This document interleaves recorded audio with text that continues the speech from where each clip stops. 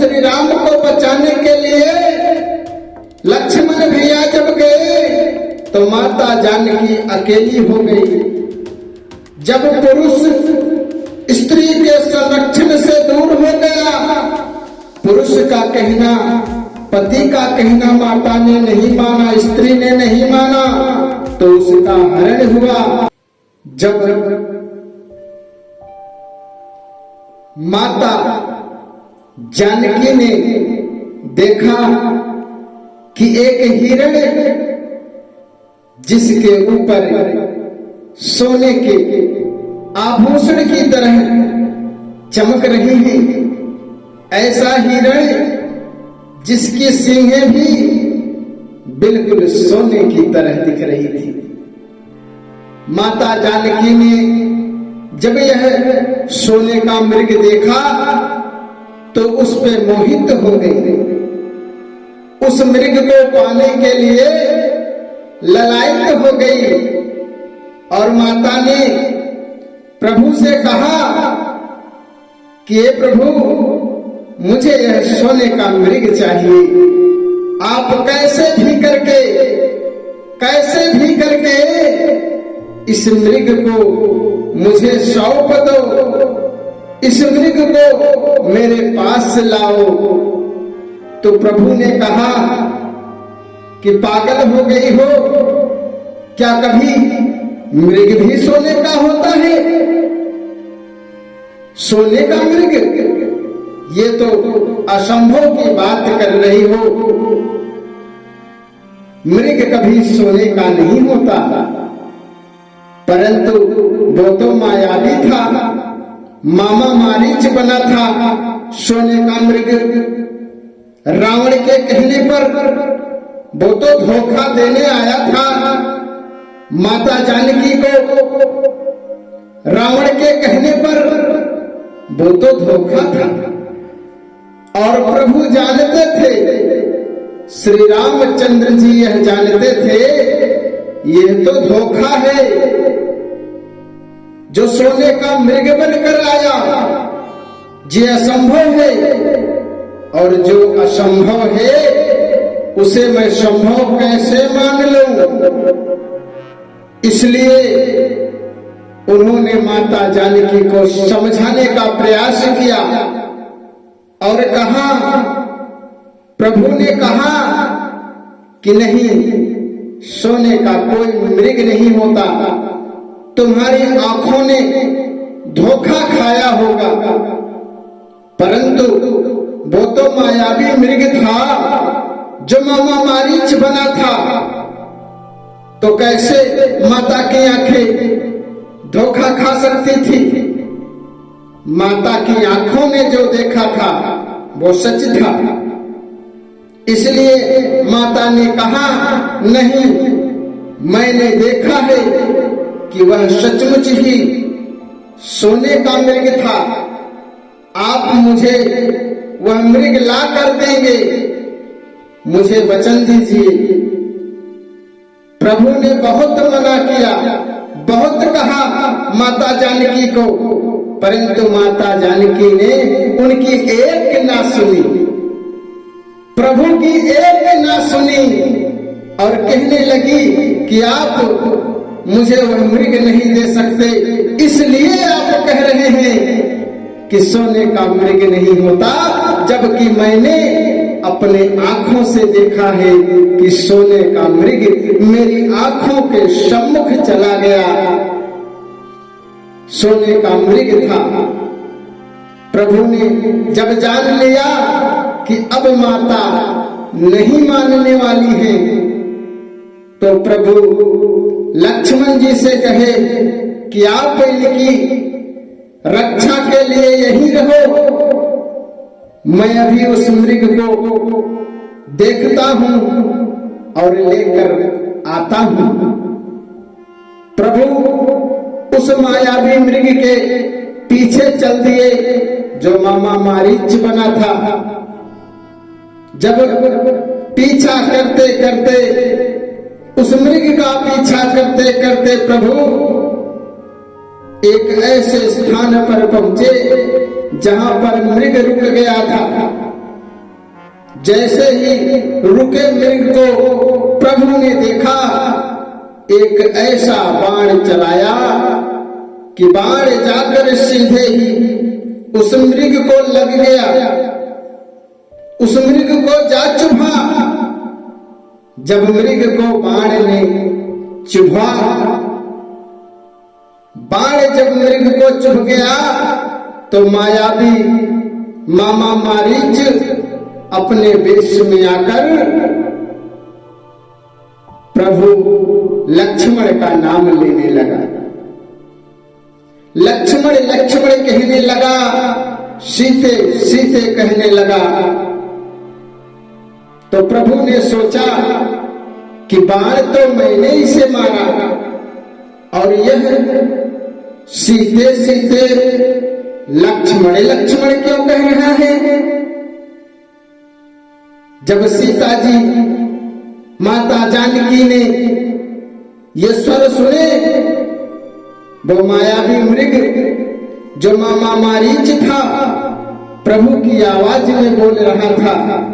जैसे ही प्रभु की आवाज माता जानकी के कानों में पहुंची, माता जानकी व्याकुल हो उठी, दौड़ कर बाहर आई और लक्ष्मण भैया से कही कि जाओ, आपके भैया आपको बुला रहे हैं, आपके भैया आपको बुला रहे हैं। अवश्य ही उनके ऊपर संकट आ गया है, वो संकटकालीन अवस्था में होंगे जो आपको स्मरण कर रहे हैं। लक्ष्मण भैया जाइए। लक्ष्मण भैया ने कहा, नहीं, भगवान को कुछ नहीं हो सकता। जो कष्ट में होता है वो प्रभु श्री रामचंद्र जी को याद करता है, उनका मनन करता है, उनको बुलाता है। और आप कह रही हैं कि उनके ऊपर संकट आया है, मैं जाऊं? नहीं भाभी, मैं नहीं जा सकता, क्योंकि भैया ने मुझे आदेश दिया है कि मैं आपकी रक्षा के लिए यहां रहूं, तो मैं उनके पास कैसे चला जाऊं? उनके आदेश का पालन करूंगा। मैं यहां से तब तक नहीं जाऊंगा जब तक मुझे प्रभु श्री रामचंद्र जी ना बुलाएं, मेरे भैया ना बुलाएं। ये भैया की आवाज नहीं है, परंतु स्त्री का हृदय कोमल होता है। माता जानकी का हृदय कोमल था। वे बार बार उत्सुक हो रही थी कि नहीं, ये तो प्रभु श्री रामचंद्र जी की ही आवाज है। उन्हें माया मृग जो बहका रहा था उस बहकावे में आ गई और लक्ष्मण भैया को वचन पे वचन देने लगी और अंत में लक्ष्मण भैया विवश हो गए। और लक्ष्मण भैया ने कहा कि ठीक है, जा तो रहा हूं, परंतु एक रेखा बना दिया। लक्ष्मण भैया ने कहा, इस रेखा को पार मत करना, ये मेरा वचन है। जिस प्रकार प्रभु ने मुझे वचन दिया था आपकी रक्षा के लिए, मैं उस रक्षा को आपकी वजह से नहीं कर पा रहा हूं, परंतु आप याद रखना, इस जो मैं रेखा बना रहा हूं, इस रेखा के अंदर ही रहना, किसी भी परिस्थिति में इससे बाहर ना निकलना। तो माता ने कहा, ठीक है, नहीं निकलूंगी, अब तो जाओ। तो लक्ष्मण भैया चल दिए और दौड़कर जैसे ही प्रभु श्री रामचंद्र जी के पास पहुंचते हैं, देखते हैं कि भैया सकुशल खड़े हैं और इधर जो षड्यंत्र रचा था रावण ने, सोचा कि अब तो माता जानकी अकेली है, अब उनका हरण करना बहुत ही सरल हो गया है, किसी से लड़ने का भी कोई झंझट नहीं है। अब माता जानकी को उठा ले चलता हूं। जैसे ही रावण पहुंचा और लक्ष्मण द्वारा जो खींची गई थी रेखा उसे पार ना कर सका, वो लक्ष्मण रेखा को पार नहीं कर पाया तो घबरा गया। सोचने लगा कि इतना शक्तिशाली होते हुए भी रावण घबरा गया। तब उसने सोचा कि अवश्य ही इसमें कोई दैवी शक्ति है। तब उसने अपने भेष को बदल लिया और एक भिक्षु का रूप धारण कर लिया।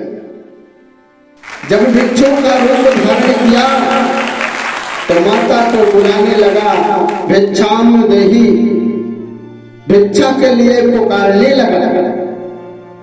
माता जैसे ही उसे भिक्षा देने के लिए आई तो लक्ष्मण रेखा पार तो नहीं करनी थी, क्योंकि लक्ष्मण भैया ने कहा था कि लक्ष्मण रेखा को पार मत करना, मेरी इस रेखा को पार मत करना। पार तो नहीं करती, परंतु रावण भी बड़ा हठी था। उसने कहा नहीं, मैं तब तक भिक्षा ग्रहण नहीं करूंगा जब तक आप उस रेखा को पार नहीं करेंगे। तो माता ने कहा नहीं, मैं इस रेखा को पार नहीं करूंगी, क्योंकि ये मेरे देवर जी ने खींचा है और मैं उनके इस आज्ञा का पालन करूंगी। मैं इस रेखा को पार नहीं करूंगी। आपको भिक्षा लेना हो तो लीजिए, वरना जाइए। तब रावण ने कहा कि एक भिक्षुक को आप वैसे ही जाने को कह रही हैं, आपको पाप लगेगा। एक भूखा व्यक्ति आपके दरवाजे से जा रहा है, पाप लगेगा आपको। तो माता ने सोचा, एक रेखा की ही तो बात है, पार कर जाती हूं, कौन जान पाएगा, भिक्षा देकर पुनः वापस आ जाऊंगी। परंतु उन्हें क्या पता था कि इतना बड़ा षड्यंत्र रावण ने रचा था। माता ने अपनी दया दिखाई, दयालु होकर उस रेखा को पार कर गई। जैसे ही रेखा को पार किया, माता जानकी ने रावण ने भिक्षु का रूप त्याग कर अपने भेष में आ गया और माता जानकी का हरण कर लिया। माता जानकी का हरण कर लिया, अपने भेष में आ गया और माता जानकी का हरण किया। ये रामायण की वह घटना है जो सारे विश्व के स्त्रियों को एक सीख दी। वो ये सीख दी कि जिस प्रकार से माता ने पति का कहना नहीं माना, पति प्रभु श्री रामचंद्र जी कहते रहे कि यह सोने का मृग इस जंगल में नहीं है, दुनिया में ऐसा कोई मृग नहीं है जो सोने का होगा, परंतु माता ने नहीं माना। जब नहीं माना तो उसका दुष्परिणाम क्या हुआ कि रावण ने उन्हें उठा लिया, हर लिया। स्त्रियों को एक सीख दी माता जानकी ने कि जब पति कहे तो उसका कहना मानना चाहिए। घर के लोग यदि आपको कुछ कह रहे हैं तो मानिए, ये रामायण कहती है। रामायण का यह दृश्य कहता है कि स्त्रियों को सदा ही पुरुष के संरक्षण में रहना चाहिए। पुरुष के संरक्षण में यदि स्त्री नहीं रहेगी तो उसका हरण होना निश्चित है। जिस प्रकार से माता जानकी के सर से माता जानकी के उस परिवेश में प्रभु श्री रामचंद्र जी और लक्ष्मण जी थे, तब तक उनका एक भी बाल बांका नहीं हुआ। परंतु जब प्रभु श्री रामचंद्र जी मृग के पीछे भागे और प्रभु श्री रामचंद्र जी को बचाने के लिए लक्ष्मण भैया गए, प्रभु श्री राम को बचाने के लिए लक्ष्मण भैया जब गए तो माता जानकी अकेली हो गई। जब पुरुष स्त्री के संरक्षण से दूर हो गया, पुरुष का कहना, पति का कहना माता ने नहीं माना, स्त्री ने नहीं माना, तो उसका हरण हुआ। इस प्रकार से स्त्री को चाहिए कि अपने पति का कहना माने और पति के संरक्षण में रहे, पुरुष के संरक्षण में रहे। यदि कोई बेटी है, बहन है, तो भाई के संरक्षण में रहे। यदि कोई शादीशुदा औरत है, शादीशुदा स्त्री है, तो पति के संरक्षण में रहे। ये हमें रामायण सिखाती है, इस दुनिया को सिखाती है। ये सीख हम सब भारतीय नारियों को, संपूर्ण विश्व की नारियों को सबसे बड़ी सीख देती है।